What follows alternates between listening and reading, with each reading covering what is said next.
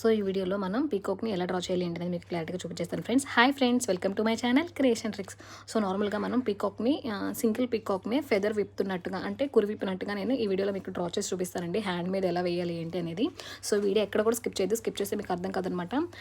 దీంతోపాటు previous video link కూడా కింద డిస్క్రిప్షన్లో ఇస్తాను. ఇక్కడ ఏమైనా మీకు అర్థం కాకపోతే దాంట్లో సాంగ్ పెట్టి అప్లోడ్ చేశానండి. సో ఎవరికైనా కావాలనుకుంటే కింద డిస్క్రిప్షన్ లింక్ ఉంది, తప్పకుండా వెళ్ళి చూసేసేయండి.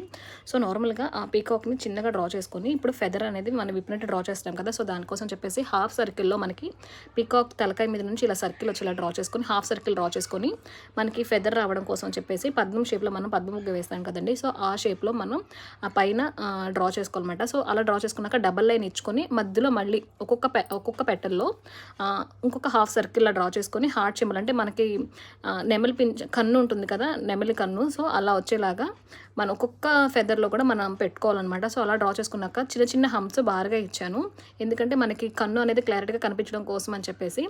సో అలా డ్రా చేశాక మనం డబల్ లైన్ ఎందుకు డ్రా చేసుకున్నామంటే థిక్ లైన్ ఆ చివరిలో మనం ఒక థిక్ షేడ్ ఇస్తే మనకి కలరింగ్ వచ్చాక చాలా అంటే చాలా బాగుంటుంది అనమాట.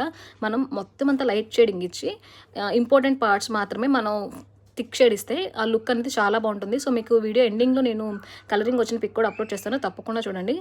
సో ఇప్పుడు ఏంటంటే మనం మొత్తం ఫెదర్ అంతా అయిపోయింది కదా, అంటే ఇప్పుడు పార్ట్ మొత్తం అయిపోయింది. ఇప్పుడు మనం పీకాక్ హెడ్ దగ్గరికి అలా వద్దాము. సో అది కొంచెం థిక్ షేడ్ ఇచ్చుకున్నాను, ఎందుకంటే పైన మన లైట్ షేడ్ వచ్చింది కదా.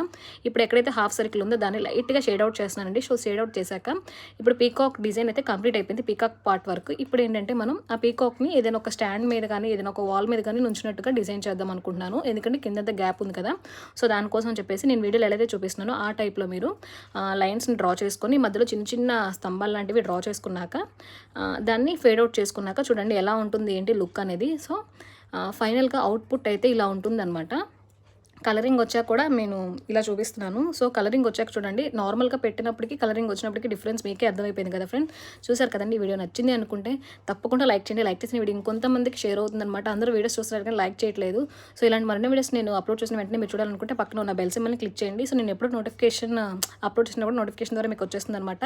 Thank you friends, thank you for watching. Please like చేసి subscribe my channel creation tricks. Thank you friends.